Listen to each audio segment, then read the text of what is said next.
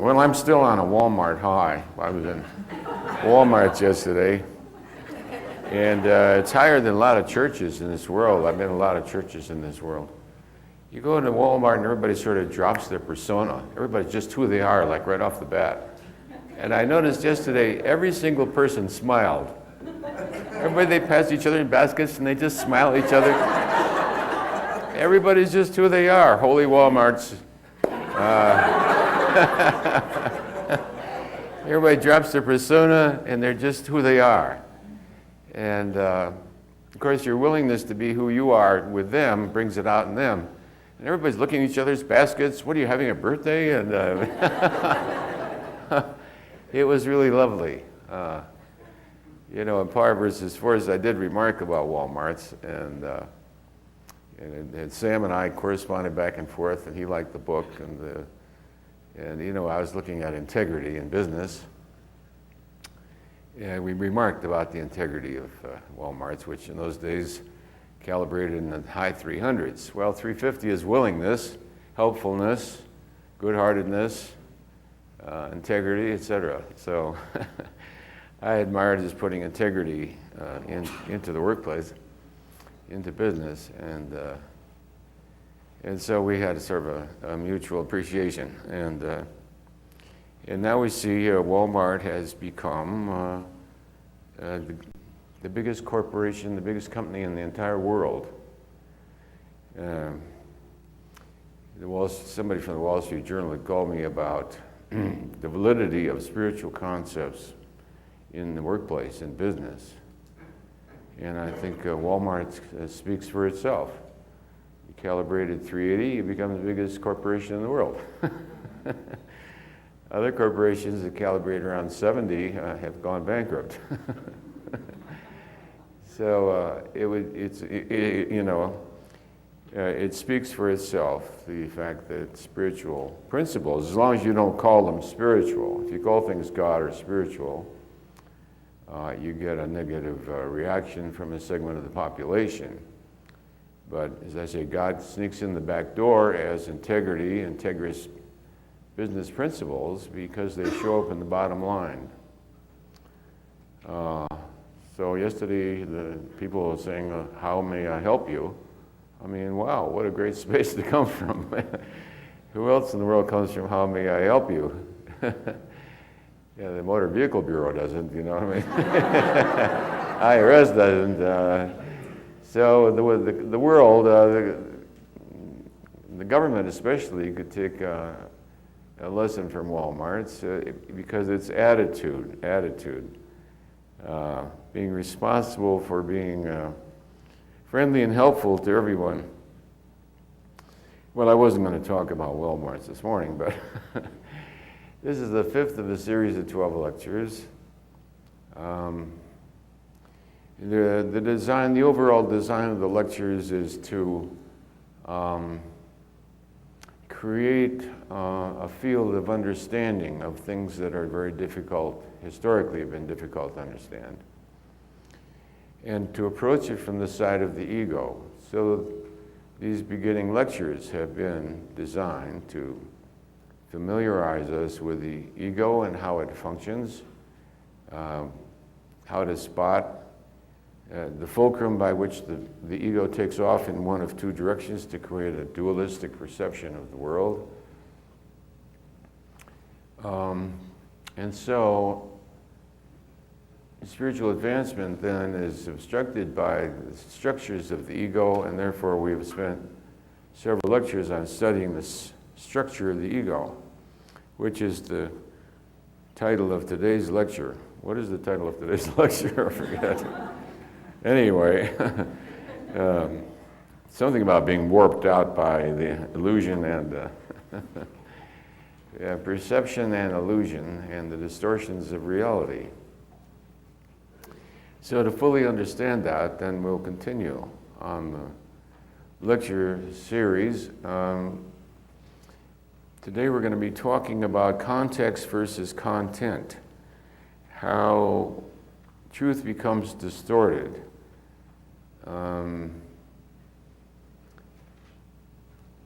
it becomes almost an editorial style in our society, in which a certain way of distorting reality becomes labeled and given a political title. Those are on the left and there's those on the right, you see. Depends on what kind of a spin. So we recognize that in common sense. We talk about the spin doctors. But just how does that come about, and what is the impact on society? So in our writings and our studies, we look at society as the collective ego.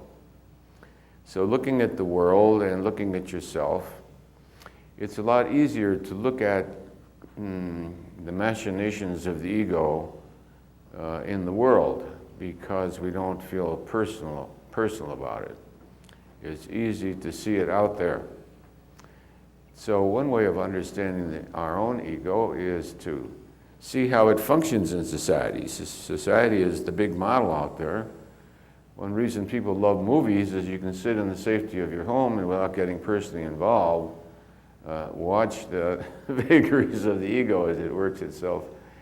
It's easy to see out there. So if we understand something about the functions of the ego, its mechanisms and its structure, and we observe its functioning in the world, it's an easy step then to see that it's probably going on within myself. If it's not going on within myself, I wouldn't find the world interesting. If it's not going on within myself, I wouldn't recognize it in a movie. So we can say then that the world out there is a projection of what is within us, and studying the world then gives us an indirect, it's easier to accept, it's easier to see out there. Then the serious student says, and how is that going on within myself? And how is that happening within myself? So that brings us to understanding that all truth is, let's say all propositions involve two things. They involve content and they involve context. The content is a literal statement, and everyone presumes a certain meaning. But meaning comes out of context. So the gross distortions of the world that we see in everyday headlines have to do with the failure to identify context. The content is often verbatimly correct as far as most people's logic is concerned, or reason, except within, it's only true within a certain context. And the failure is to identify context. This is a fault of science, all areas of human endeavor. A thing is only true within a certain context. In and of itself, what happens is the speaker or the editorial writer, the newspaper, presumes that you will assume a context. And that is a very great false assumption, that you will assume the same context as they do, because very often the context that you assume is completely different. It's always a joke when I see some bomber who's just killed 52 people and blown up a plane and slaughtered all kinds of innocents. And the minute he gets arrested, a parade starts for his civil rights. You say, yeah, right. What about the civil rights of the 3,000 people he just killed? You know what I'm saying? Political rights, of course, are what historically Americans have died for. But in this particular context, it sounds sophomoric, and it actually ridicules the basic concept by misplacing it in a context that almost invalidates its truth. Things are only true then within a certain context, and the unstated context is where the difficulty arises. Am I making sense to you this far? Yes. All truth is only true within a certain context. This is recognized in so-called situational ethics, in which the ethic depends on the circumstances. Even courts give recognition to the fact that context alters the degree of responsibility, the insanity, the defense, etc. Whether there's willfulness, intention. So the individual then is considered to be responsible only within a certain context. So we can never presume context. Context always has to be explicitly understood, stated, or made verbatim. The infinite context is what spirituality is all about. Spirituality is transcending content to realize the context out of which all arises.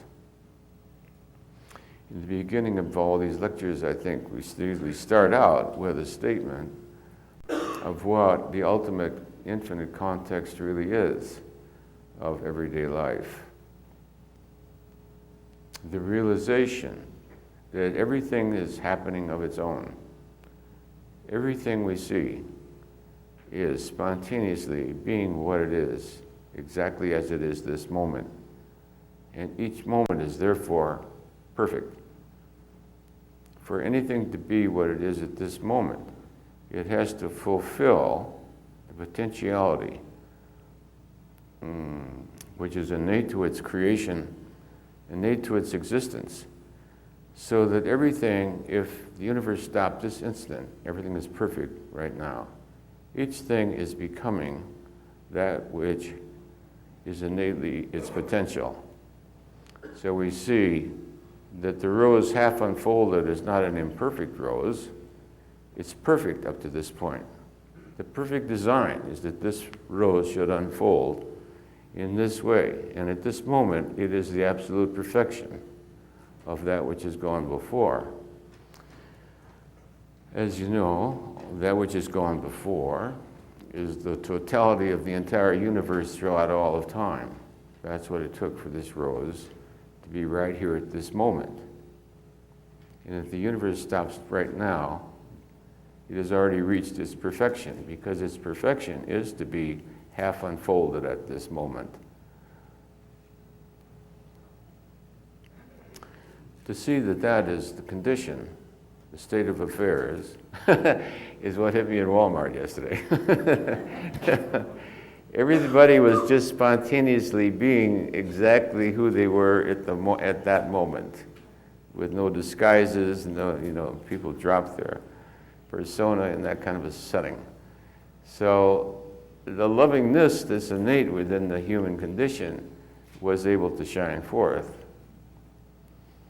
You see that also after catastrophes and all, shipwreck, camaraderie. When the chips are down, everybody suddenly becomes who they really are. Then when they go back to work on Monday morning, they're back to the same old world speak, There's two kinds of speak. There's world speak and truth speak. And in world speak, you're expected to come across with world speak, and in truth speak is inappropriate in world speak. In world speak, you're supposed to say, no, I'm not guilty, even though there's 21 bodies laying there. 21 kids you molested. No, not guilty, Your Honor. That's world speak. So the context, we understand world speak within a certain context. We understand that it's world speak. Sophisticated people understand it's world speak. Most of the world doesn't. Most of the world thinks it's truth. World speak is a provisional accommodation to the practicalities of the everyday marketplace and physical survival.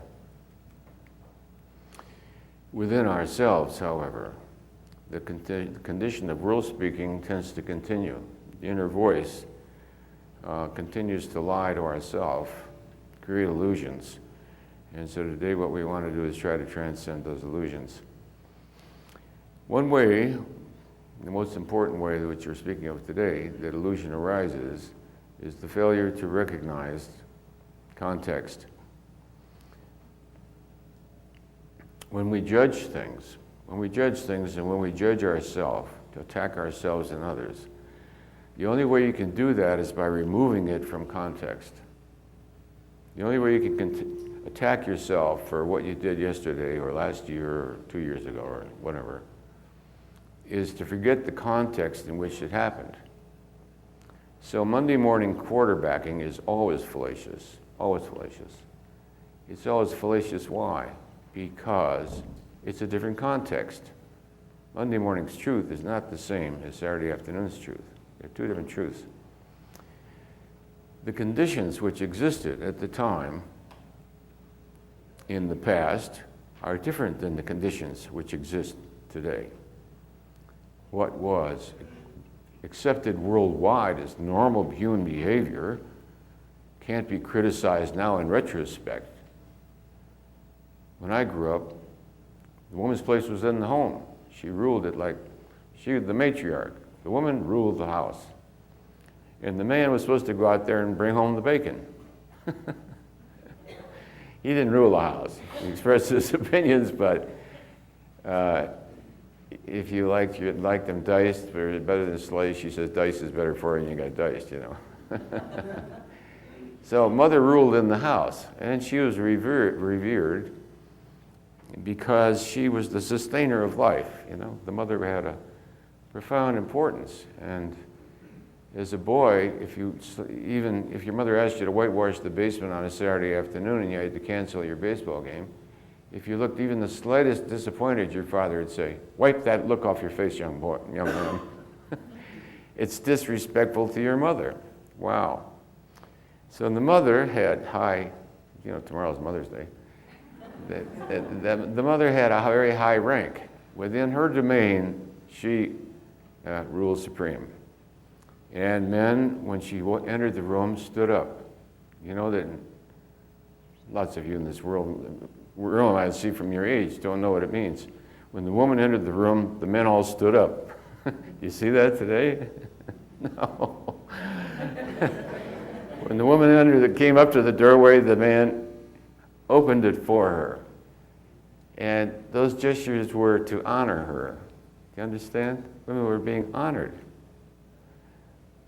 The women's movement didn't get that. It was so paranoid, it didn't even get it was being honored. It thought it was being insulted. I'll tell you. So anyway, low self-esteem and paranoia sees insult everywhere. That's the egotism of narcissism.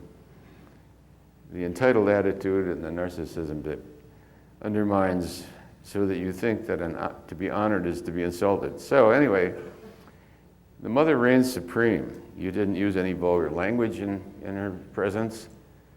If you went to a tavern restaurant, there was a separate entrance in the rear. It's called family entrance. Women never entered the front entrance. That was for the bar and vulgarity. And you never saw a single woman at a bar, a woman walking up to a bar.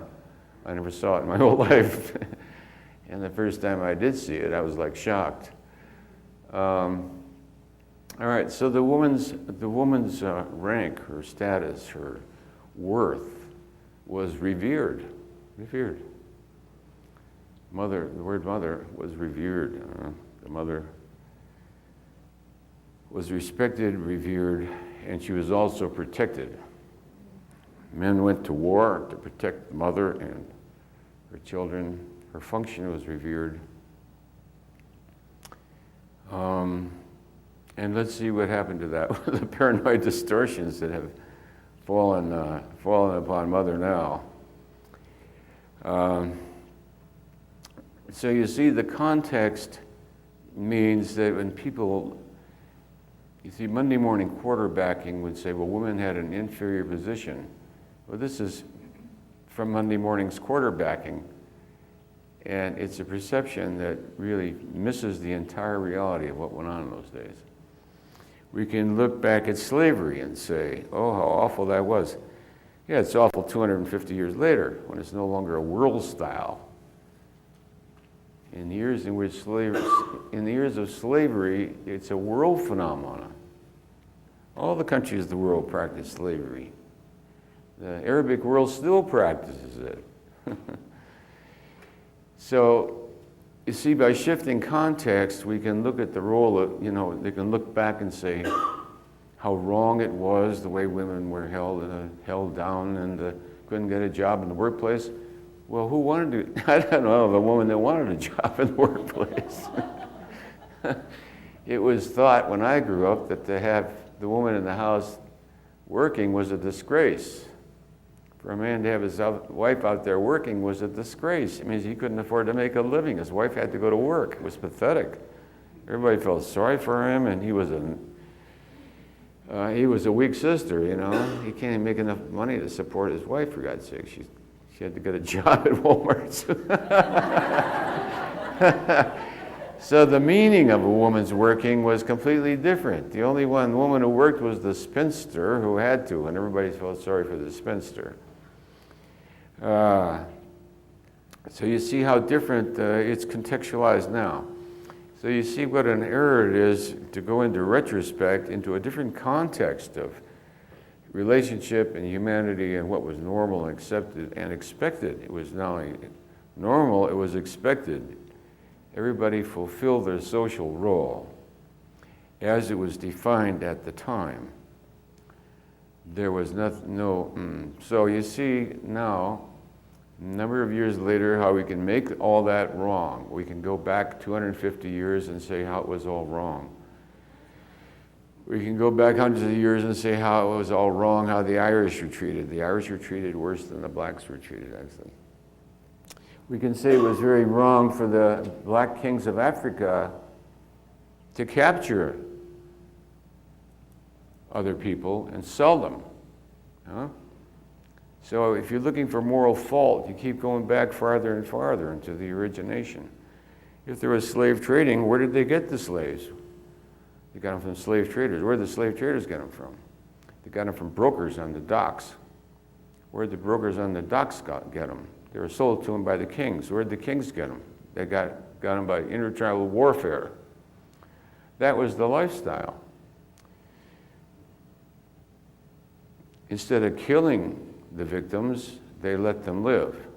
But now they had to pay back for their life by a life of service, you see. So from one context, it was all wrong. From another context, the social reality of the time, you can't go back 300 years ago and say, such and such was wrong. In the olden days, there was over 500 different offenses that were punishable by death. The reign of King Louis the something or other. I think there was 500 offenses that you get executed for.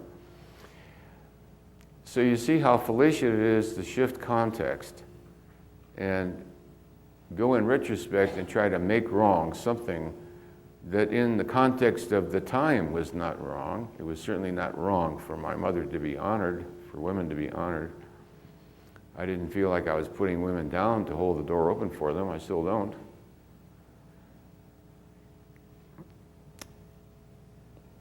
So how can a woman feel insulted if I hold the door open for them? I've had that happen. I open the car door and they say, oh, I can open it myself. So I was implying by opening the door that they were weak and I was superior, I guess. See? So paranoia completely distorts the reality.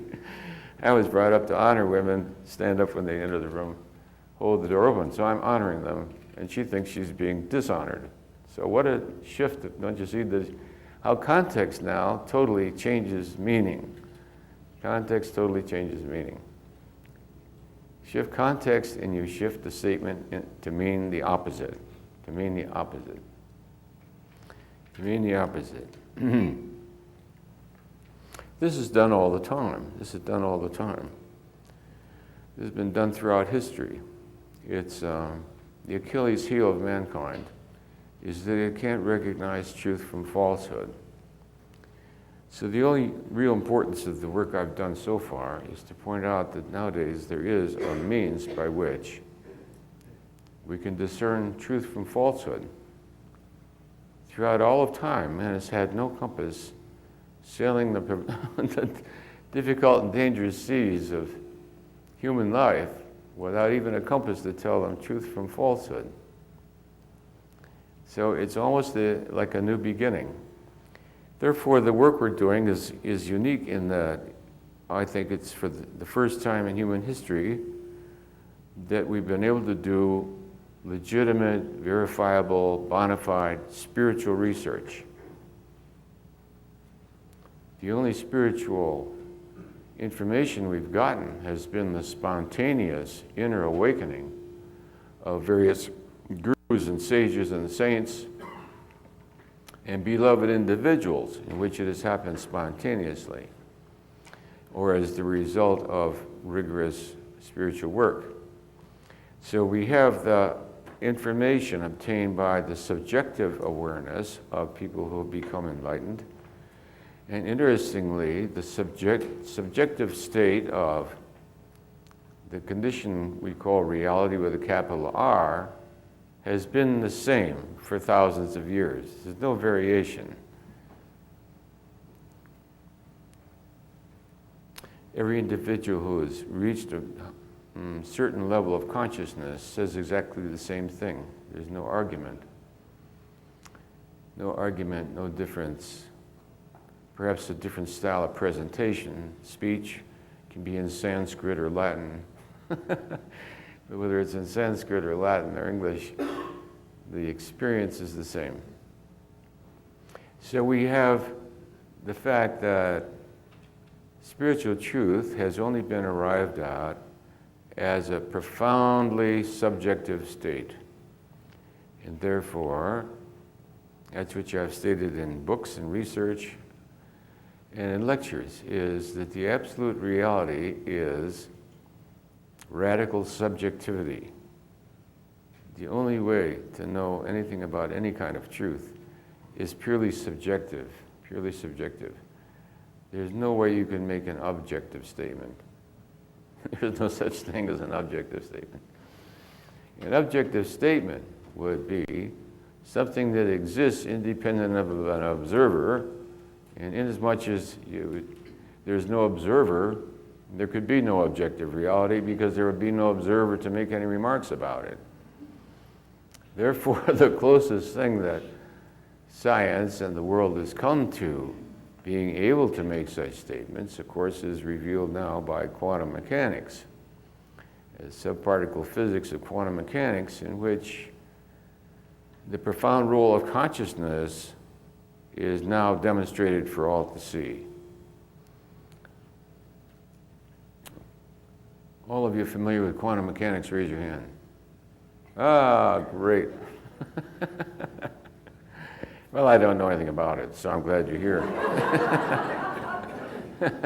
We can just look at one simple fact for those who are not familiar with quantum mechanics, that as you get smaller and smaller particles, we discover that there are no infinite small particles that constitute the basic subatoms of all things, that a thing can exist as either a particle or a wave, and it's problematic, which it will be. And probably the most interesting experiment, which people who don't know anything about quantum mechanics find quite fascinating, is that when you have an atom of matter and it encounters an atom of antimatter, they negate each other. And when that happens, two photons are shot off into space. These photons do not rotate. They go in opposite directions, this side of the universe, this side of the universe. But if an observer looks at this photon here, it begins to rotate. At the very instant that he looks at this photon and it starts to rotate, the photon on the other side of the universe instantly starts to rotate in the opposite direction, even though it's unobserved. The implication of all this then is that there is some matrix common to the entire universe, which includes both photons within it. This photon does not cause this photon to do anything whatsoever. It has no contact with it. Within the microscopic dimension of Newtonian physics, it has no relationship with it. That field, which quantum mechanics comes closest to defining, is what in spiritual work we refer to as consciousness. When observed, the photon begins to spin, and the photon on the opposite side of the universe begins to spin in the opposite direction, just from the act of observation, to merely look at it. That's the profound effect of consciousness, that quantum space of infinite potential demonstrates how consciousness then can affect the manifest world, because the observation is not measurable in the manifest world, but its effect is. It would explain then the space in which prayer could have an effect. Prayer changes the context. It has a profound energy within the field of consciousness, so that you might say prayer changes the spin of many photons in the universe. It affects the consciousness of many things and people. So that expectation then has an effect. And we know the common saying in spiritual work, what you hold in mind tends to manifest. It tends to manifest because you're influencing the infinite quantum potentiality. What becomes manifest is merely a potentiality. So with prayer and what we hold in the power of what we hold in mind, we increase the likelihood of this potentiality arising rather than this potentiality and the collapse of the wave function. Did that sound profound? Those of you who know something about quantum mechanics, is that correct, what I said? I have unanimous affirmation. It's the spiritual implication of that. You see, it's difficult for the mind, which is used to world speak, the world of the Newtonian macrocosm, the measurable finite world, to make the jump to the nonlinear domain. So we've tried to express spiritual reality in terms of a progression from the known to the unknown, from the linear to the nonlinear. We established the scale of consciousness to try to establish a way of comprehending, going from the known to the unknown, and making it more comprehensible in a style of understanding which the mind is used to. A good part of the world refutes the reality of the nonlinear domain, any reality to spirituality. And one reason it does so is that, first of all, it can't comprehend it. The other thing is it doesn't want to be answerable. If there's a spiritual domain, it doesn't want to be answerable to a spiritual reality. It wants to be free of that threat, so it can do what it wants to do. The ego also has another way around that, however, and that is to sanctify a pseudo spiritualization of that which is obviously not spiritual. That's the abuse of the name of God, which we see in today's society displayed in quite an intense degree. The idea is, the psychotic does the same thing. God told me to do it. Well, now, what can you say if God told somebody to do something? God told me to kill her, so I did, you know what I mean? So the good name of God, I'm starting a God's name protection society. God has been slandered right and left. Every day's headline slanders God. We're going to kill thousands of people in the name of God. So God is the great excuse for getting away with murder. Huh? God is the great excuse. And some religions have done it. They call it for the good of the faith, which means, for the good of the faith, in the name of God, you can get away with anything. Because once you cite God, then all rules of human morality dissolve. And that allows you to be free to do anything you want. When I have a patient who hears God talking to him, it's dangerous, because they can and will do anything. Anything the voice happens to tell them.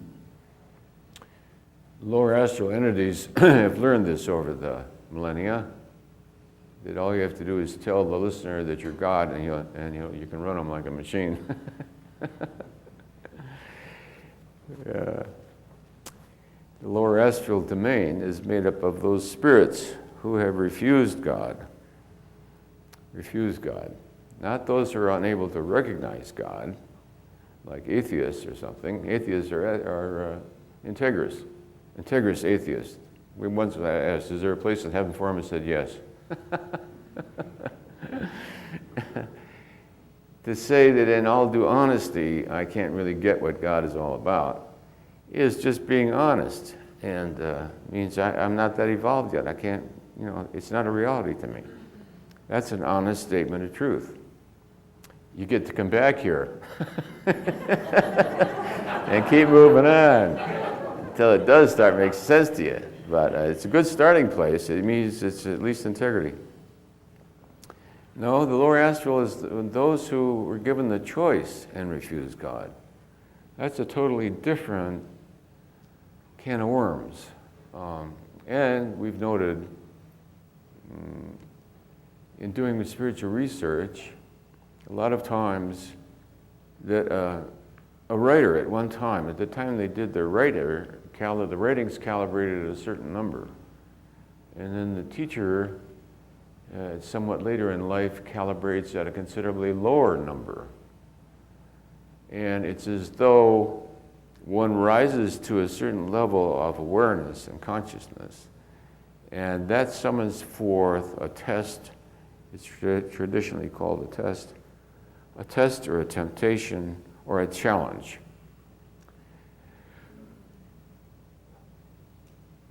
When you make a spiritual statement about your spiritual reality, it's almost as though you pull up from your own unconscious a challenge to that statement. Many living today and many living in the past, many living in the far distant past, much to our astonishment. So, because we're, in a way, the first ones really doing this kind of spiritual research, it's sometimes somewhat challenging to us what to do about this discovery and to assess what the impact might be on the world or socially, to discuss certain things. So in a way, this group to whom we speak and the readers of the things I've written were really the first ones in history to look at things, you might say, to look at subjectivity objectively. There's a mastery of a turn of phrase. To take a integrous way of using an integrous means to examine that which is difficult to understand and which has been confused over the centuries. Now, the confusion over the centuries has been at great cost to mankind. Mankind pays a huge cost. We're not talking about academic niceties today from some kind of a lofty intellectual viewpoint. We're talking about the mistakes that'll cost you 40 million lives, 30 million lives. One mistake, one leader, 30 million lives. How often? Very often, in my lifetime. Chairman Mayo totally miscalculated the human psyche. He didn't realize that the human brain has a reward system, and without the reward system, people aren't going to work on a collective farm. Chairman Mayo's agricultural experiment caused the greatest famine in history. I don't know, 30 million died of starvation, 40, I don't know. Stalin killed off another 30 million in the gulags of Siberia. Hitler killed off 70 million. You're talking about more people getting killed than the entire population of the United States just in my lifetime, And these all come about as the result of distortions of truth. in which the context has been disguised or falsified. So what we're talking about is not necessarily an academic nicety at all. We're talking about survival of entire nations, entire continents practically. You can wipe out a whole race of people with one distortion of truth. Now, because man couldn't tell truth from falsehood, he was like the lamb waiting for the slaughter. All you need is one fancy slogan, a bunch of students throwing rocks at the barricades, there you go. Every revolution is started by a bunch of stupid kids throwing rocks at the police so they can get the police to fire. Once the police fire, you got a dead student. Camera, dead student.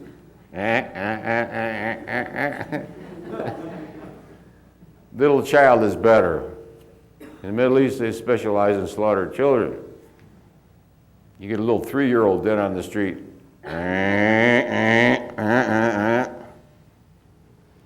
propaganda value of it is tremendous. Always get the snipers to kill a kid. You need a kid in every propaganda shot. You live in a place that's attacked by the enemy and hundreds and thousands are killed. What do you do there? You send your kid to school in a school bus. Right between the snipers, right? Have a good day. School kids, you live there, folks. You move your grandparents in. Oh my God, and now we're supposed to feel sorry for you. You see the manipulation that goes on endlessly, the endless manipulation, the endless distortion, the endless energy that the ego gets out of this. The energy of being right. Righteous indignation is addicting. The world loves it. The world lives on righteous indignation and mutual provocation so that you can fall back into righteous indignation and be the martyr. And now hate, and of course what you do is you keep out of awareness the context in which all this is happening. And what is the context? The context is that you're causing it. That's it. Who put your kids on the school bus that got blown up this morning, Mother? Didn't have to move from Detroit to make a political statement so your kids could get blown up on a school bus. How about taking responsibility for that? See? I don't want my kids on a school bus in a war zone. Thank you. All right, so taking responsibility means stop creating a false context.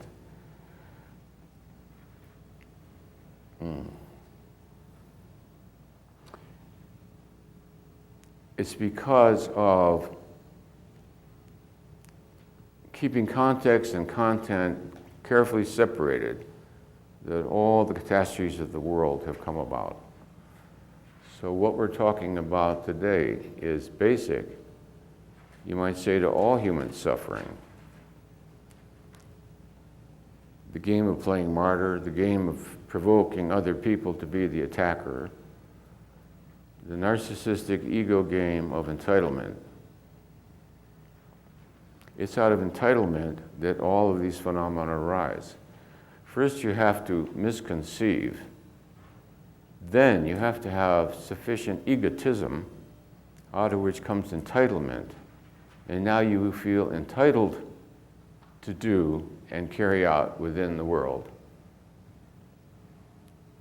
a distorted perception of reality. It's one thing to see Americans as the great Satan. It's another to feel entitled, therefore, to bomb innocent civilians. Huh? So entitlement then gives the permission for the action. The entitlement then, which in the end entitles you to eventually go to the lower astral realms. You're entitled, all right. Oh, God, I just realized that. Okay, so because your political philosophy is so incredibly wonderful. Now you are entitled to enslave, to use the guillotine, to send them off to the gulag, to put them in chains. So the dangerous part then comes from the entitlement of the megalomaniac, who is always an excellent demagogue. So the demagogue then uses this distorted reality, plays upon the ignorance of the masses. But the real severe action then is in the extreme entitlement. Milosevic, we spoke about him before because he's such a perfect example. When you watch him on television, you see the supreme arrogance of one who feels that their own ego is actually God. So the basis of the ego then is that it assumes that it is God. And the megalomaniac refuses to accept that there is another God which would threaten the divinity of one's own self. We'll take a brief stop for a second. We'll just pause for a few minutes for everybody to rest for a minute. Should we measure the level of the group? Oh, yes, we'll do that. Yeah, we have permission to ask the level of the group, right? So we're 420, 425, 430, 432, 434, 433, 434, 433. Start out today at 433. Well, that's because a lot of you have been here before. You slid in here at 4:30. You didn't start at 4:30. So anyway, I just thought we'd take a brief rest for people to think of any questions. What we said today, really has a profound impact in understanding human history. Understanding the evolution of human consciousness as it is revealed by civilization and the history of civilization. We see the evolution of the ego and how it expresses itself in today's society. We're not talking about ancient history. The reason I like to use things from today's headlines is because it's staring you right in the face now. Yeah? I mean, in my lifetime, I went through all these hundreds of millions of people being slaughtered all over the globe. And I was a witness to it. And so we're not talking about things that are abstract. We're talking about things that are extremely real to really the majority of mankind as of today. Yeah? All right, so we will take a short break now, and then we'll resume in a few minutes. Well, I thought this morning we'd solve all the problems of mankind before noon.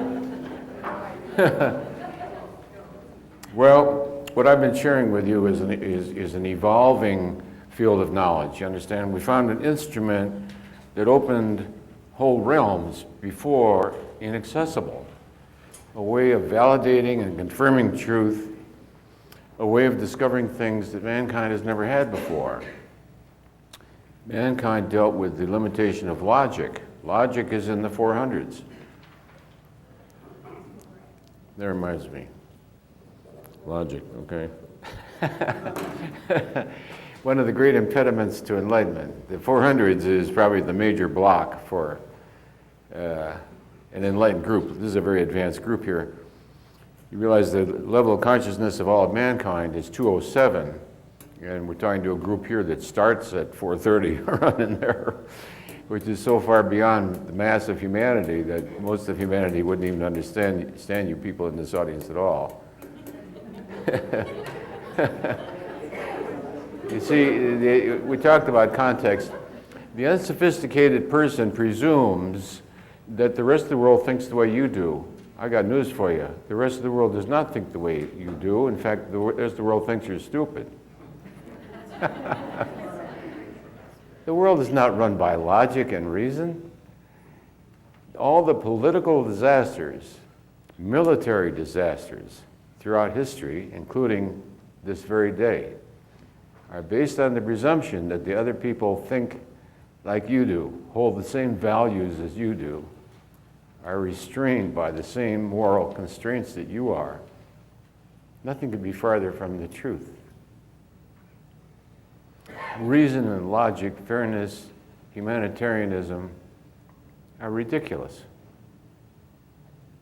Do you think that stopped Chairman Mao, Adolf Hitler, anybody?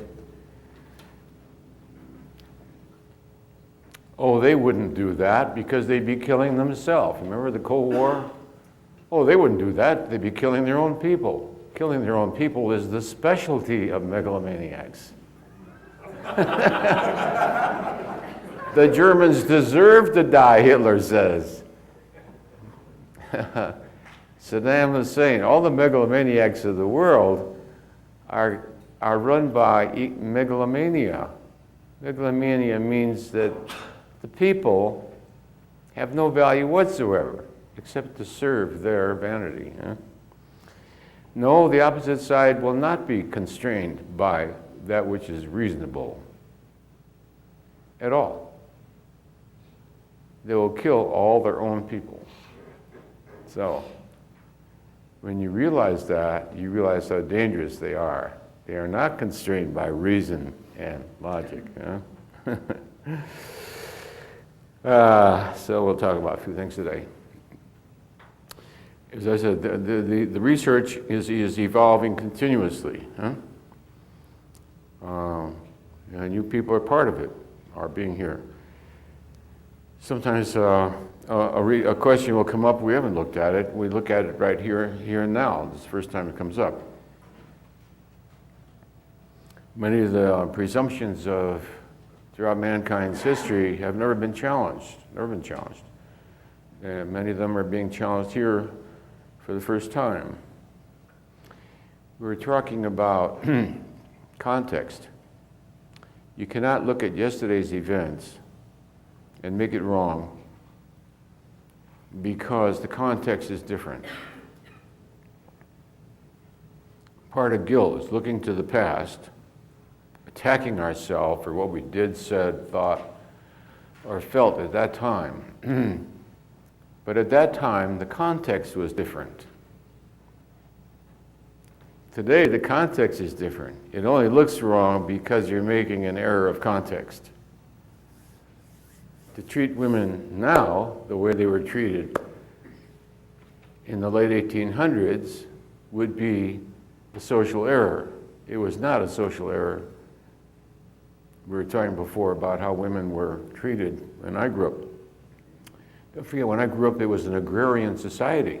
Most of the population lived on farms. You didn't survive without the woman. The woman's work was critical. It's one thing to bring in a couple of hay wagons full of corn. It's another thing to turn it into food, you know. Men left by themselves could starve to death right next to It's a lot of work to get it from here to there. So bringing home the bacon is one thing. Making it happen for you and your family is quite another. So,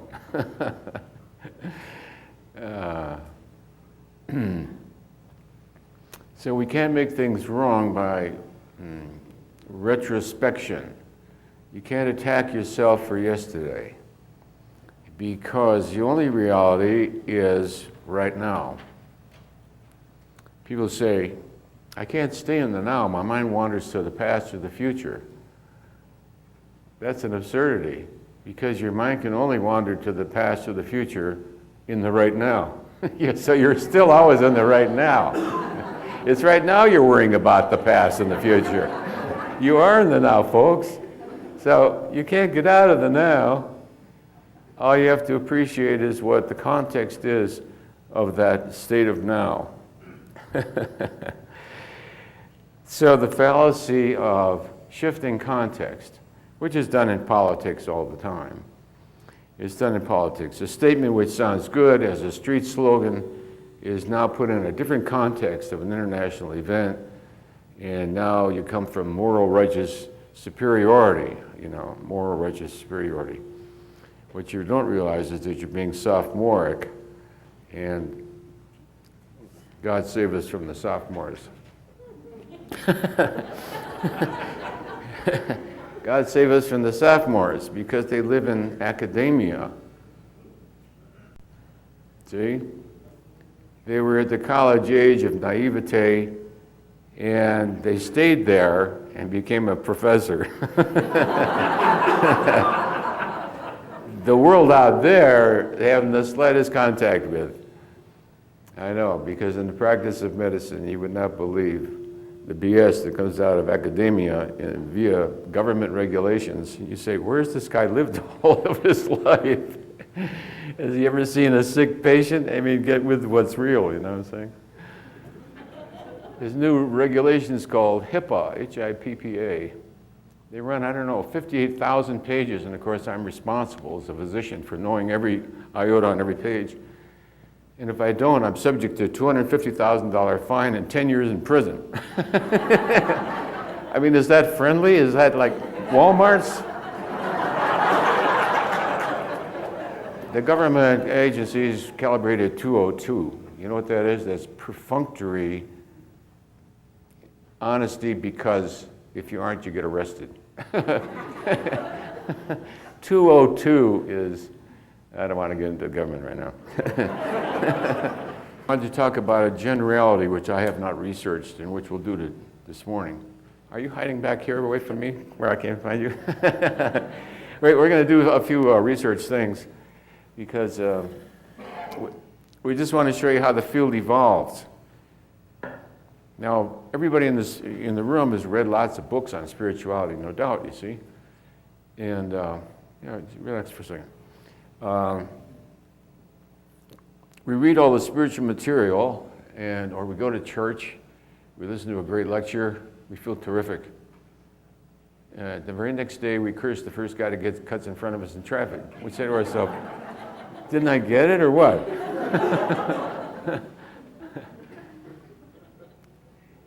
So to hear about it is one thing, for it to sink in is another. Okay? I think everybody in this room, you don't really have a spiritual problem. The only problem you got is allowing it to sink in. What keeps it from sinking in? Many people in this room, I'm sure, have spent years reading spiritual literature, hearing erudite speakers, going to holy places. I've been to all the holy places, folks. Yeah. And yet, a thing will remain the same. You say, how can that be? How can that be? How come it doesn't sink in? How come I don't get it? How come I'm not transformed by the wonderful truths I've heard? I don't know. I thought we would save this for research today. There seems to be a great block, isn't there? We're willing to be loving towards all people. We noticed that in Walmart that happens. Everybody was friendly. If I came down the aisle, yesterday I was going down the aisle, I had a bunch of blank videotape things, and I'm going down, and this lady looks sweetly at me and says, oh, pardon me, she pulled out of the way. How come everybody's so sweet and loving in Walmart? And on the street, she'd say, like this, and pull in front of you. So it must be certain context allows the truth to sink through. I don't know what it is, why it doesn't sink in, okay? Why it doesn't sink in has to do with an unconscious resistance that the ego resists. It's an unconscious defense mechanism of the ego resists. It's the ego defending its very structure, resist. The ego is defending its very structure. In other words, to allow even one truth to shoot through is the beginning of the end for the ego. That's correct. So the ego defends itself by not allowing any immigrants. You get one sweet, loving little old lady wanders through, you're blowing the whole game, you know what I mean? Iris, you're not supposed to be treating the people this way.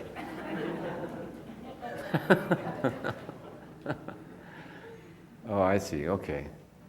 Consequently, love is the greatest danger, resist. Ah, yes. So the way, oh, I got it, okay. What I just saw is true, okay. All right, that's what we're building up to the lectures anyway. What we said was, what we're approaching it from the side of the ego, because when we get to lecture, whatever it is, about the heart, I don't want the heart impeded by the structures of the ego. So first we're disassembling the ego. You see, the ego becomes weaker just by recognizing it for what it is. It already loses its divine authority. We're removing the divinity of the ego. The more we describe the machinations of the ego, the quicker it is to see it. The weaker it becomes. Because when we get to the lecture on the heart, if I'm capable of giving it, the heart now sweeps through unimpeded because the ego's resistances have been weakened.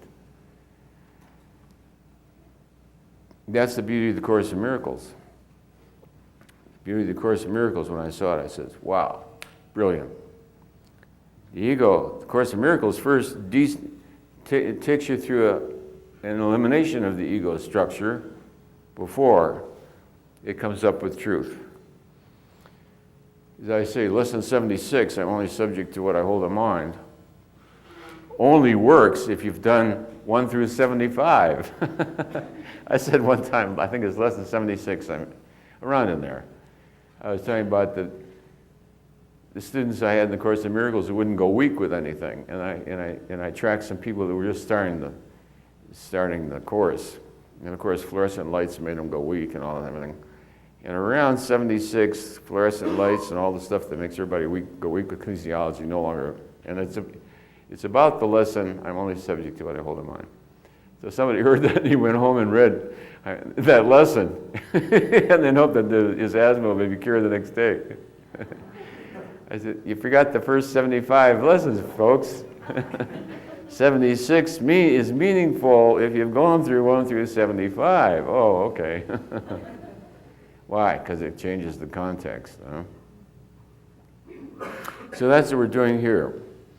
We want to get the ego dead to rights so that when we get to the heart, its way will be unimpeded. All right. People have heard of the truth for their whole lifetime, and it's had no effect on them whatsoever.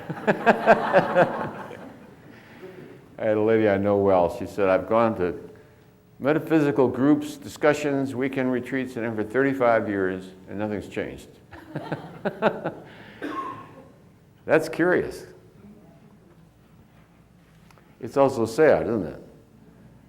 It's also an area for research then, isn't it? How can you go for 35 years and not have anything change, huh? Let's see. That's possible. That still exists in the same lady, resist. Whoa, my God, it still exists in the same lady. That was 10 years ago she said that. God. All right, so the cleaver that would cut through then is love, resist. Okay, it's only love. All right, the only thing then that can weaken, oh, I get what it is. All right, the only thing that can weaken the ego's structural resistance to maintain its total defense by letting any spiritual truth come in then, the only thing that it can do that defense is love. Oh, so out of love then, one accepts what one has just heard as truth. It was out of love for my father and my grandfathers that I adopted their view of reality that women were to be honored. It was because of my love for them. Reason couldn't have proven it. Women chatter all the time, drive me crazy. You wouldn't arrive at that by logic. So out of love then, out of love. Maybe that's the effect of the teacher. Oh, let's see. Somebody asked me that question. What is this question? How does the calibration, oh God, I can't read this thing. How does the calibration increase from watching versus, oh, I see. Attending. Oh, from attending, yeah. How does the calibration increase from watching videotapes or audio tapes as compared to being here in person? Oh, okay. I don't know. We never asked that. The calibrated energy of the teacher is innate to the videotape resist. Okay. It's innate to the audio tape resist. It's the same as the presence of the teacher resist. Oh. Let's see how that can be.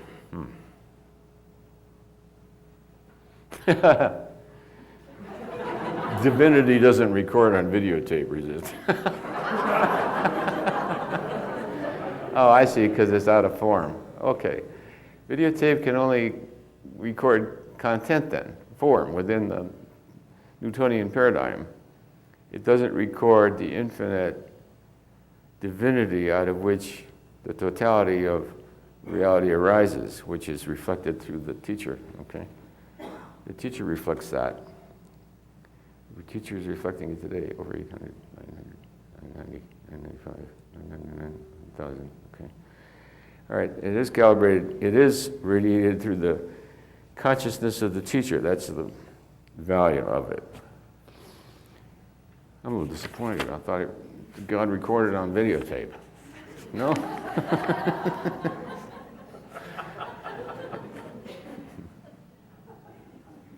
you change that with intention, putting your intentionality that your divinity would entrain into the tape?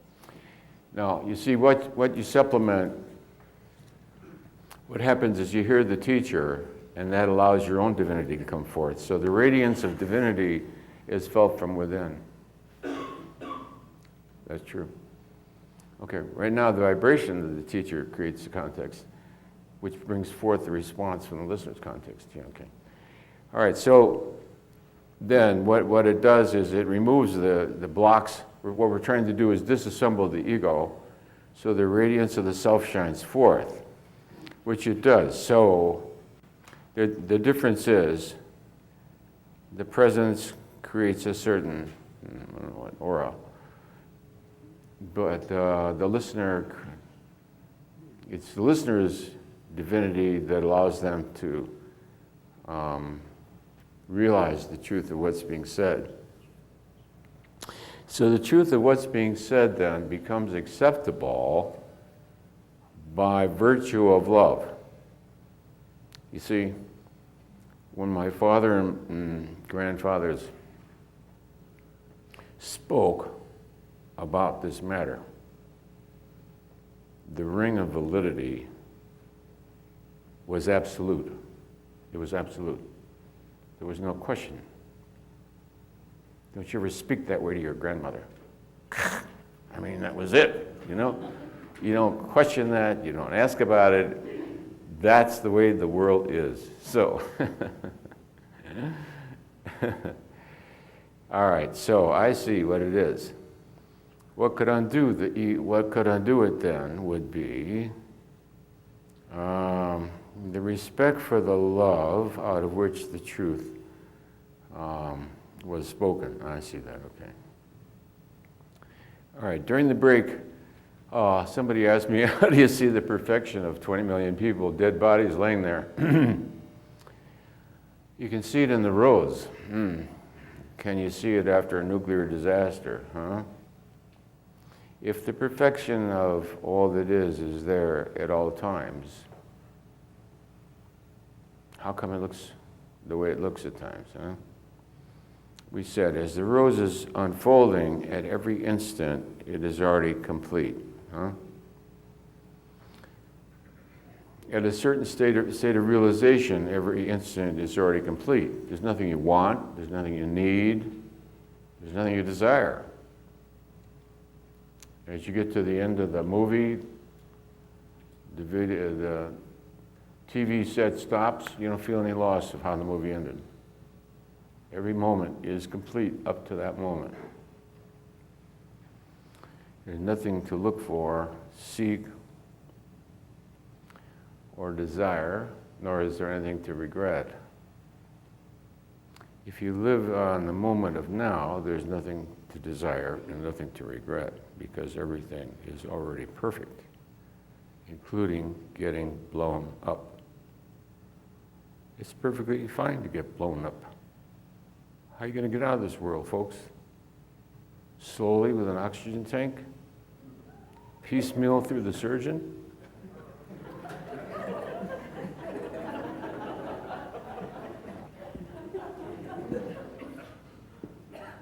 Can we let Mom die? Oh, no, we can't let Mom die.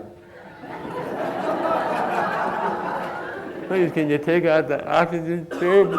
Can you stop forcing the food down my throat? No, because the Medicare regulations don't allow it, folks. That's why. All right. Everything is the perfect expression of that which it is.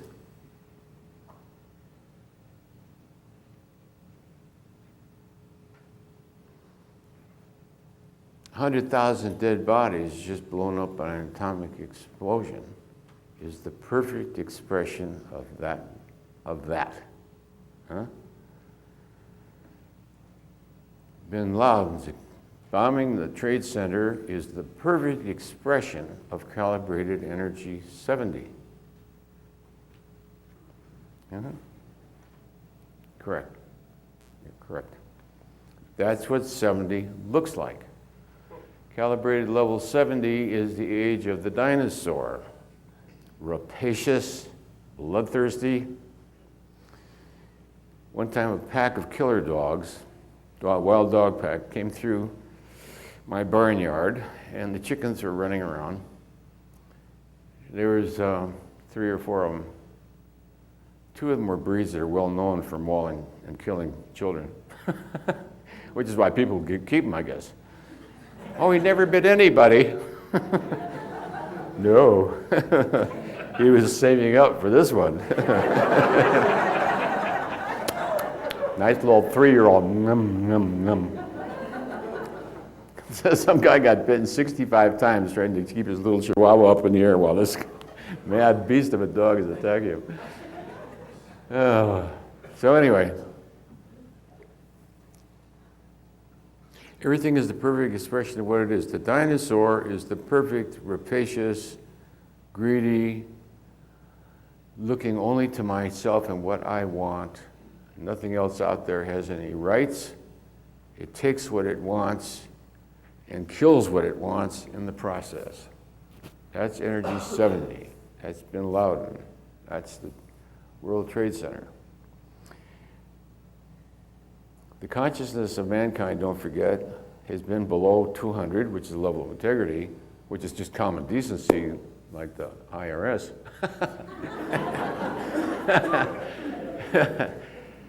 Throughout all history. It's only in the late 80s that it went to 207, went over 200. So mankind is the perfect illustration of that which is horrendous. Mankind up to now has been the perfect demonstration of that which is horrendous. Mankind is the demonstration of that which is non-integrous and horrendous. The history of the churches throughout, the Inquisition, the endless wars, the 100-year wars. In my lifetime, I've already lived through, I can't tell how many wars already. And I was born right after World War I, so it's been 40 million here, 30 million there, 40 million there. With some political slogan to justify it.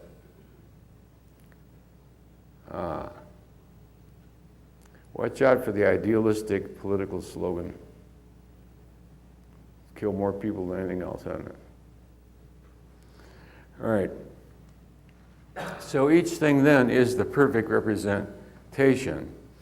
You see, if you live in the instant of moment, you only see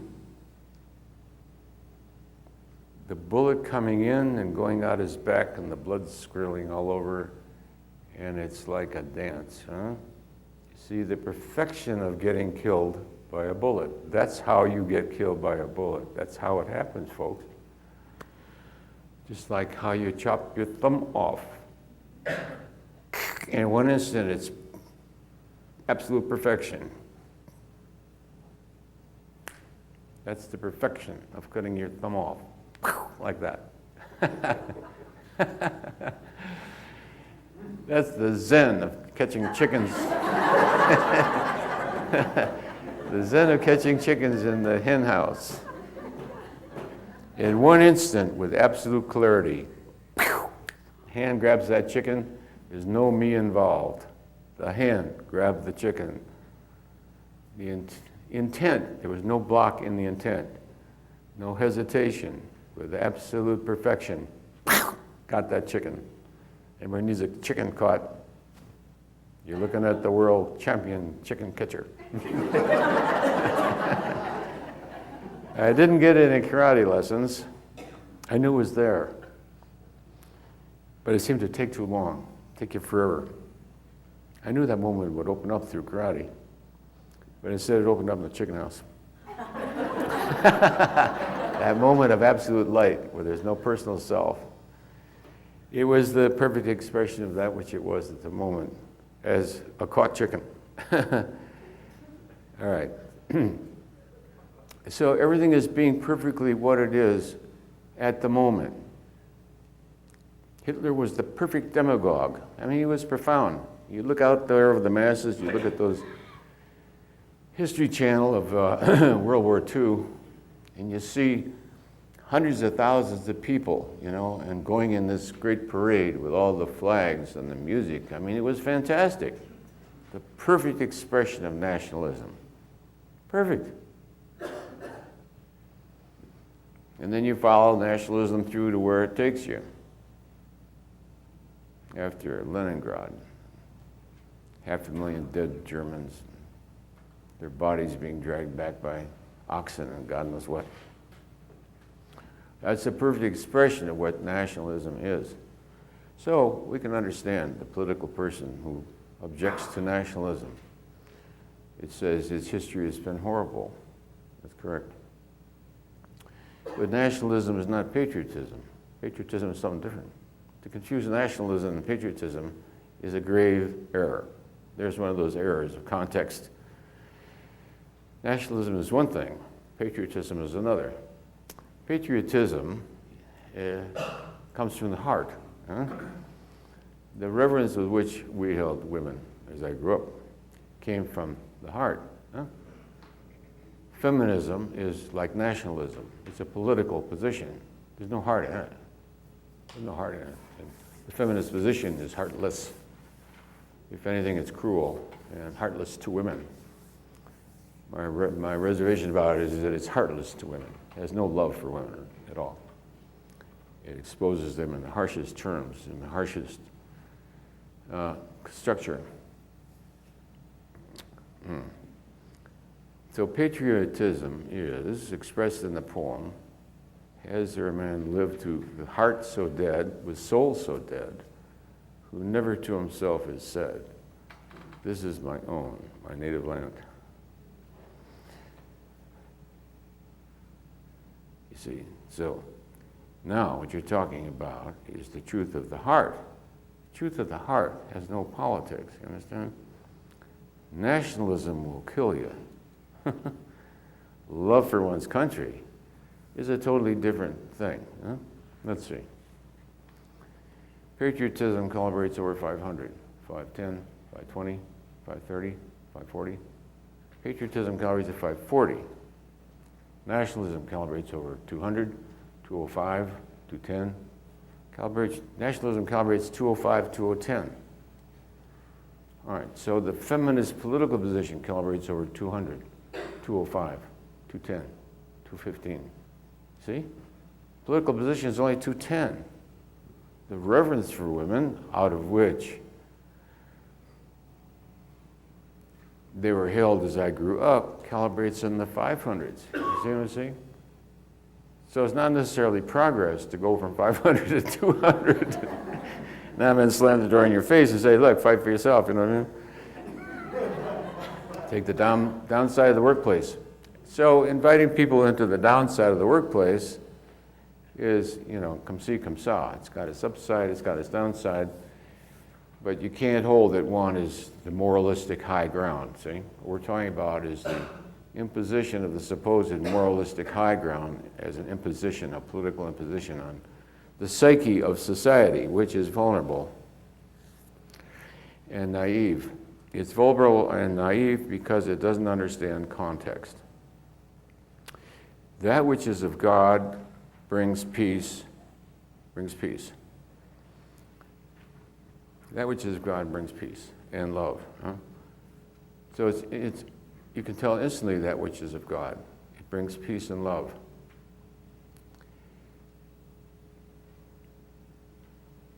All right. So it's that which arises out of the love of God, because we're building up to the lessons where we're talking about. It's the love of the truth then that begins to remove the obstacles to its acceptance. A person has gone to many, many lectures and intellectually gotten it, and nothing has changed. Huh? So the ego has no defenses against love, really, except to try and denigrate. You know the word. Put it down.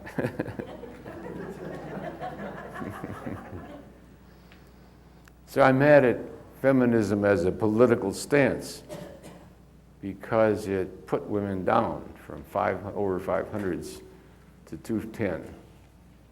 210 is a hell of a lot better than 190, 180. I'd rather be a woman in the workplace in a political atmosphere that calibrates at 210 rather than the women in the Arabic countries, let's say. Where are the women in the Arabic countries? What is the political space that they're held in? We have permission to ask that, resist. The position of the veiled woman who's not allowed to have any rights whatsoever is over 200 resist. It's over 150, 160. All right, the woman in the Arabic world is in a field of 160. So to come to the United States and get a job is quite a jump up to 215.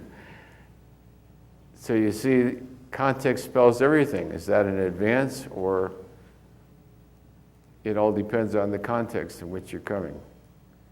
That which comes from God is love. Love calibrates over 500. The mode in which women are held within that particular part of the world then denigrates women, denigrates them to a level of 160. Probably as valuable as the farm animals. Maybe not quite as valuable as the farm animals. That's true. Women are not as valuable as the farm animals. Resist. That's correct. Women are not as valuable as farm animals. Why? Because your life depends on farm animals, and women you can sell and give them away and kill them if they displease you. How's that for Mother's Day?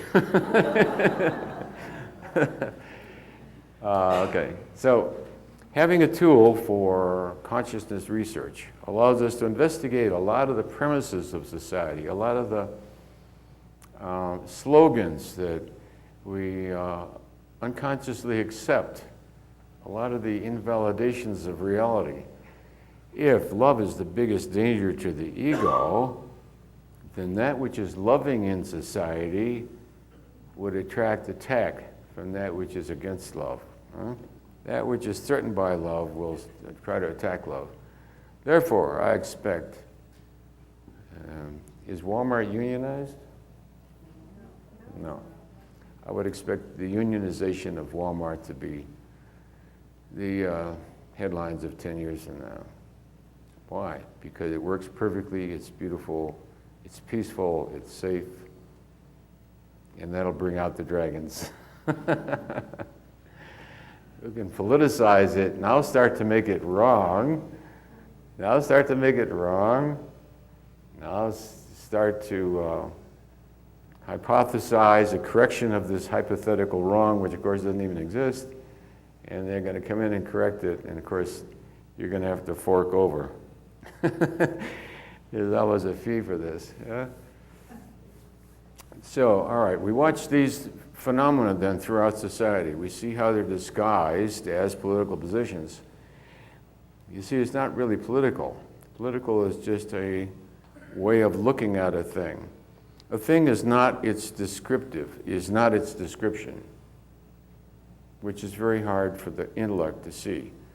The thing is not what a description of the thing is. A description of a thing is only a description of a thing, and the thing is something else.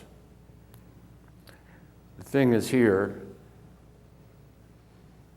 There's a certain sophistication in quantum mechanics in that it says it doesn't call reality measurable anymore. It calls it observable. In quantum mechanics, it doesn't talk about measurements, 8 foot by 6 foot and this. In quantum mechanics, which is the most advanced edge of science that gets closest to spiritual reality, there's only the observables.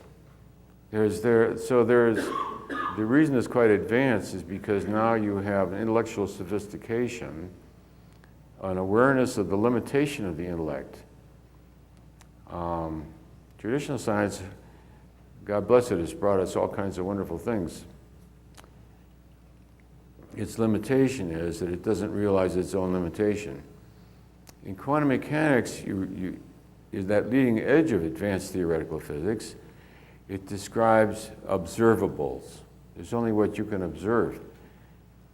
The measurable is one thing, observable is another, because observable retains the observer, that the observer is present, not just a measurement existing by itself, but the observer now has an influence. So all we can say about society are what seem to be our observations of it. The same with the ego. So when we talk about it, we're not talking about a self-existent reality. We're just talking about observables. We've used kinesiology as a tool to cut through between measurables and observables as a way of going from one paradigm of reality into another. Let's see, Mother's Day. Mother's Day when I grew up calibrated over 400, 450, 500, 510, 520. Mother's Day calibrated over 520 when I grew up. I wonder what it is today. Mother's Day today calibrates as a social phenomenon over 450, 460, 470, 470. Dropped from 520 to 470. Intellectually we say, oh yeah, mom's the greatest, the most wonderful, et cetera, et cetera. But as a social phenomena, it's dropped from real reverence. See, the reverence is the realization of the divinity coming through the feminine. You know? The divinity which comes through the feminine, which was the basis of the reverence. Okay?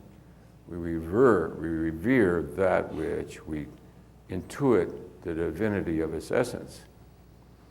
Before the woman was obscured by political slogans and stuff, we saw her for what she was. The reflection of God as nurturance, as the very essence of love, manifesting within the human domain. So she was held in reverence because of the reality of the divinity of her existence. That's what Mother's Day is about. The recognition of the divinity out of which arises existence, the existence of the magnificence of the feminine. A guy could try to be a great mother, but I'll tell you folks, it's a fake.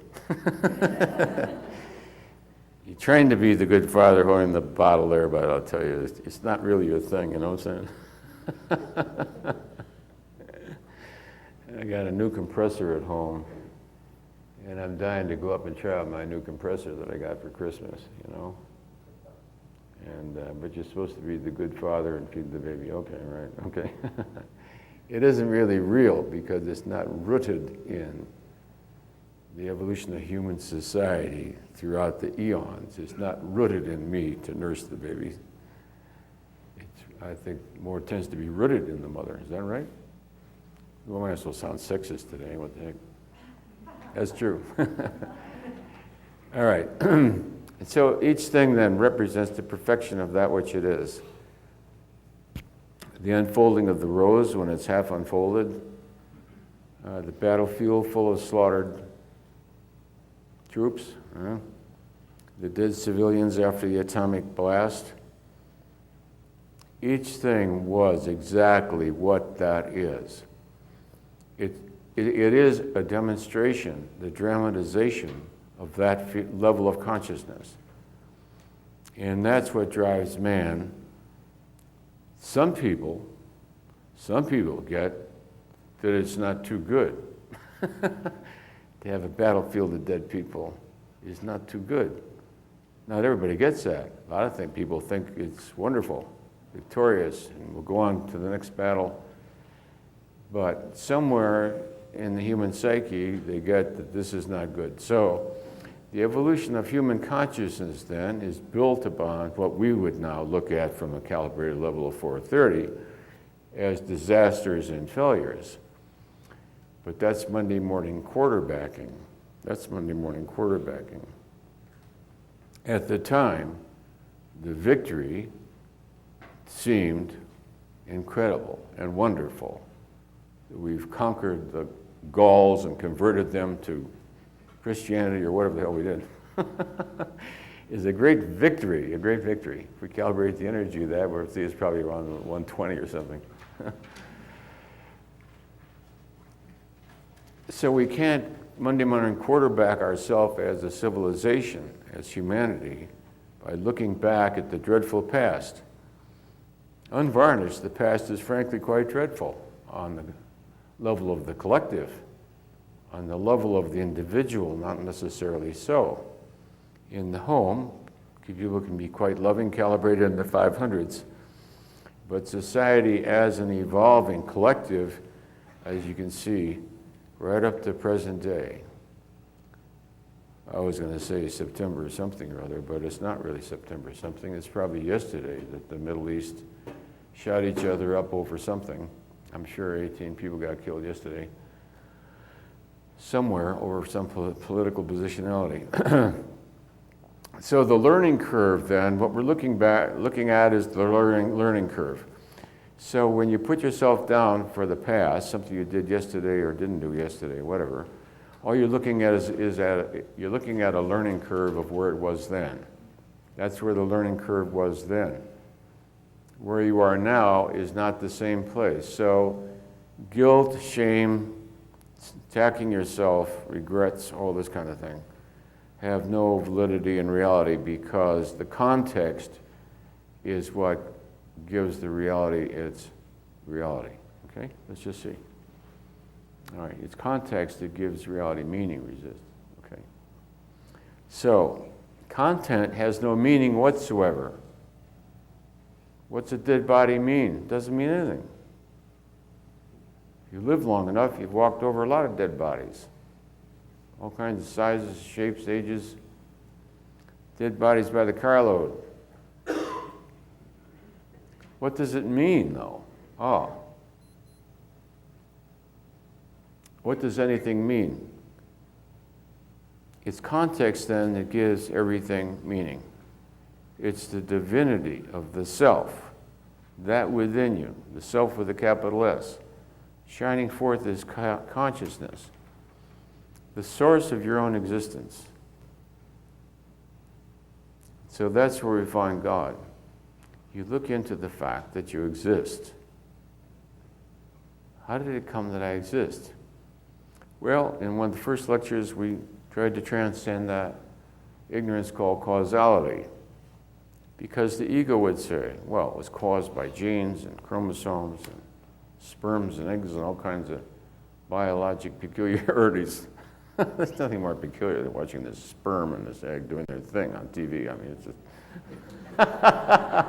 That's where you came from? Yep. Louis XIV came from that? Yeah. Biologic reductionism, you know. No, that isn't what you are. That sperm and egg really aren't what you are at all, no. And we find out from continuous geologic research, in fact, the spirit doesn't even enter the embryo to the 3rd month. Let's just verify that again. That is a fact, he says. Okay. All right, so for 3 months, it's just a small animal, potential animal embryo there. The human spirit doesn't decide that this is suitable for a life experience until the 3rd month. 3rd month. Now the embryo is up for options. I never asked about how they figure it out on the other side. Okay, George, it's your turn. Bong. It's a George now.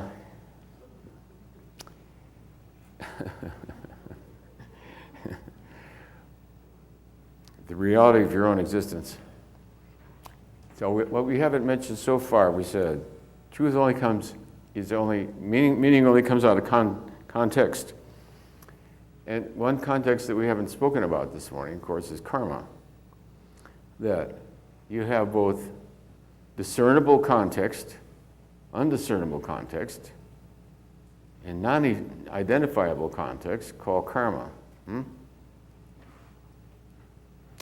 That's why much scientific experimentation doesn't make sense. So they come up with contradictory results because they don't define the context.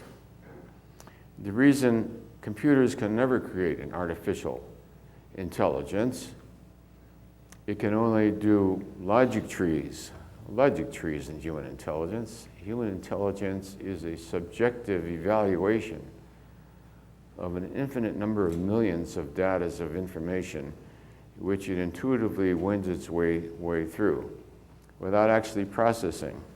The reason you can't do a computer replica of human consciousness is, for one thing, the major portion of the context is missing. It can only program content. One piece of context that is not available to put on the computer because it's unknown is karma. No matter what you say. So, and that which is in the unconscious. So all you could put on the computer would be that which is reasonably logically recallable. You cannot put what's in the unconscious because by definition it's unconscious. If it's unconscious, it is not available data. You can't put that in the computer. Context is nonlinear. Computers only deal with the linear. Therefore, meaning, significance, value. You can't put Mother's Day on a computer. Because the reverence, how do you put reverence into a computer logic series? You can't.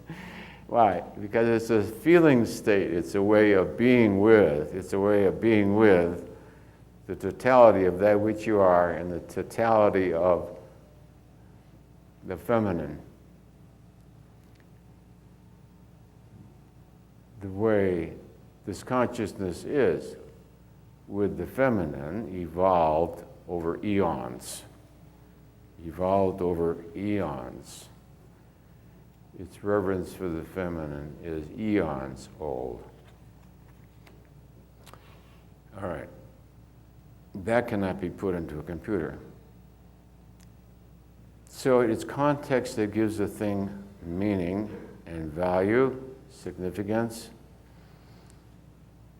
Our spiritual work then derives its power. We said you can go to metaphysical lectures for 35 years and never change one iota. It's because the person has denied the power within them. There's the power to transform the world of the Word, into the subjective experiential world of spiritual truth. The power is within you. Where does the power come from? The power comes from willingness. Willingness about what?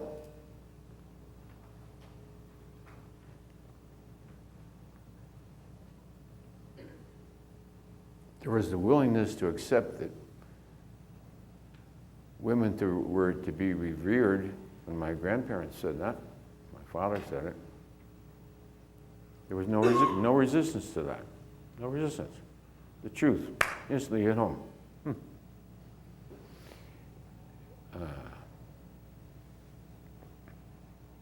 So there was trust. There was trust in the words. There was trust in the sincerity with which they were said. There was trust in the integrity of the speaker. All right, so out of love for the source of the information, all resistance was relinquished. And that was accepted as truth and incorporated within for a lifetime. Same thing should then ideally happen with spiritual work. The power of the consciousness of the teacher, the educator, should be sufficient. That one's trust in it is profound, like it was in my grandfather. Then the resistance dissolves itself. If I tell you that the feminine is infinitely divine, worshipful as the expression of God in that expression, you know that's the truth, is it not? Is that the truth?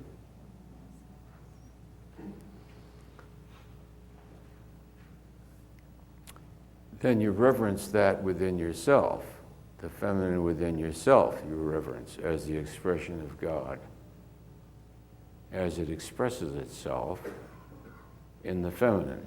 As it comes out of form, the divine begins to take on attributes which we eventually recognize as form. The difference between male and female, divinity has already come into form as male and female, because tomorrow is Mother's Day. I'm concentrating on the feminine, the magnificence and the beauty of divinity as expressed as the feminine. So our acceptance of that, it doesn't depend on its being accepted by other people. It makes no difference to me how other people hold women within their psyche. It's their problem.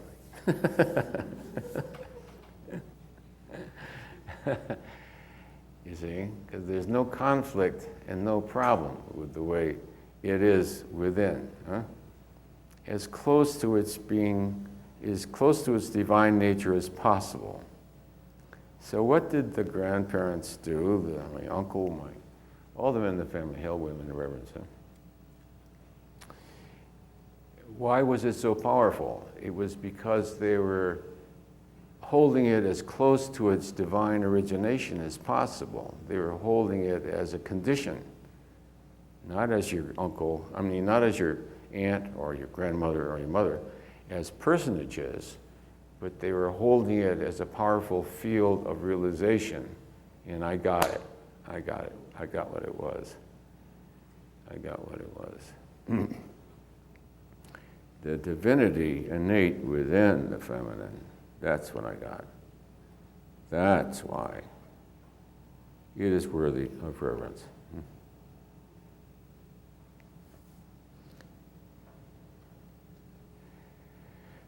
So our resistance to incorporating truth and instantly recognizing it then, the resistance to it can be bypassed by faith, love, the trust and openness in the divinity that we intuit as the field out of which the information is coming. It is out of infinite love that is forthcoming from consciousness into the awareness of the listener. It doesn't take 35 years of attending lectures It takes one instant of trust. One instant of trust. One reason we use kinesiology is to clear the obstacles to trust. Huh? If I tell you that the expression of motherhood, and this calibrates at 540, and the way women are held by a political position and the way women are held within the Arabic world, if we calibrate those levels, that sort of removes the doubtingness of the intellect. The intellect is the great doubter and the great blocker to truth. So we try to also handle the ego at the same time. So all that I've ever spoken of became an absolute reality in one instant, 35 years ago or whatever it was, somewhere in the long distant past. All that I'm saying today became an instant reality, wordlessly. That's what speaks right now. What speaks right now searches for how to express that so as to bypass the resistance of the intellect, the mind, and the ego. And you see, as I saw as a boy, the incredible magnificence of the divinity of woman.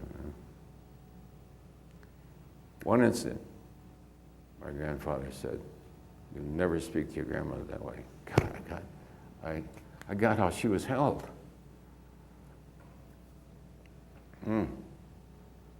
So it takes one instant to get what you're looking for. Not 35 years. It only takes one instant. In one instant, the ego lets go its resistance out of faith, confidence, and trust. That's what it does. When my father said that to me, I knew it was not a lie. I knew it was truth. So all resistance stopped, and that became incorporated into the truth of my own reality. Truth of my own reality. So I'm going to use personal experience to demonstrate a certain principle. The last thing I want to happen is people come to these lectures and then tell me nothing has changed and nothing's happened. I'll kill myself. A dead body, I killed him. I said, I went to all his lectures and nothing changed. I will. I'm going to die and it's going to be on your head. You made me do it. That's the you made me do it game, right? Yes. So you might say, in a certain context then, that I belong to you. Everything I'm saying today belongs to you. Is that so? Yeah. Everybody here totally owns what's being said. Everybody totally owns the speaker. Huh? So what is the speaker then? The speaker is what? Spiritual educator. There you go. How's that for a term? Is that a good term? You like that? Okay. Spiritual educator. In other words, we share with you the truth as it was subjectively experienced and as it is present within. Huh? But that's not comprehensible. So we go back to what it is that keeps it from being comprehensible. We try to explain it in terms that are understandable to the scientifically trained mind. We have to pay attention. Jesus wasn't dealing with scientifically trained people, you know what I'm saying? They couldn't read or write, for God's sake. He had a snap of a job.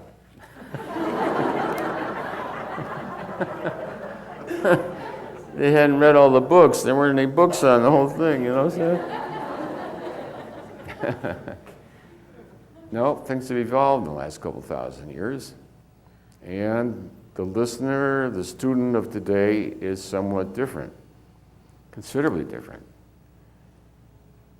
far more sophisticated. in the 400s. Those people there that Jesus dealt with were probably in the 200s, right? Huh? Below. Yeah. Can we ask that? We have permission to ask that, resist. That became followers were below 200 to start with, resist. Yeah. So it was the power of the truth coming through that transformed the people, and the people instantly saw the truth that he revealed. That was his authority, out of which they became enlightened. Huh? The saints all became enlightened as a result of the capacity to drop all resistance and just respond to that truth, just as I did with my grandparents and my father about who women really were. And I got in an instant who they really were. Didn't need to read any books on the subject. Just got it right off the bat. One instant, I got who women were.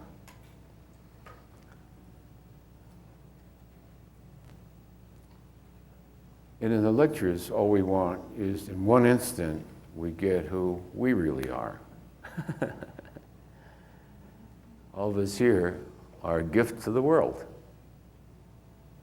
Let's see if we're a gift to the world. It's a gift to the world. Wow. Okay. So our being here right this moment, all of us who are here at this moment, are collectively a gift to the world. The world calibrates at 207. This group calibrates at 4:30 as they walked in the door. That's already a gift to the world of just who we are, huh? Who you are is a gift to the world. Different way to hold yourself. When you walk through Walmarts and you smile at somebody, they get it as a gift to them. You notice how they light up? You ever walk through Walmarts and smile at people? Everybody lights up all the way down the aisle. Just try it. You probably never noticed it, but she's pushing this and you're pushing that, and you look over and smile at her, it knocks them out. It just goes, she's so happy that somebody smiles at her and recognizes her that she just beams right back to you, you know? It's like instant love all the time. I used to do that in the streets of New York City, you know. The streets of New York City are like Walmarts. I lived in New York City, and I would just walk down the street and just love everybody as they came along. People just beamed, they just loved it. You could stop anybody on the street of New York and start talking about anything. What the hell do you think about Mayor so-and-so? Wow, instantly they'll give you a talk. It's like you've known each other for 30 years. There's no barrier there. I love the streets of the city of New York. You can stop anybody, and it's everybody's a character, and it's terrific. The dialect, the whole style of what it means to be a New Yorker, there's a certain implicit understanding of the rights and wrongs. Under certain circumstances, stealing is not really stealing. He left it out, you know. He left it out. Oh, well, if he left it out, that's different. It's totally different. Change the context. He left it laying there. Well, okay, he left it laying there. Even a judge wouldn't convict you, probably. You know, he left it laying there. He left it laying there. A whole different context of ethics, morality. And so what is acceptable there is not acceptable here. The context of New York City is different than the context of elsewhere. You understand that? The context makes it different. The context makes its meaning and its significance become different. So context defines meaning and significance. To do the same thing here that would be nothing at all in New York would be ethically a different animal altogether. He just can't take his change and not feel guilty about it. Well, he left all his change on the bar, you know what I'm saying? He went to the bathroom, but you expect it's going to be there when you get back, you know. All right, so is any other questions? Somebody asked me, for paper for questions, I want to make sure that I cover the ones that were brought up.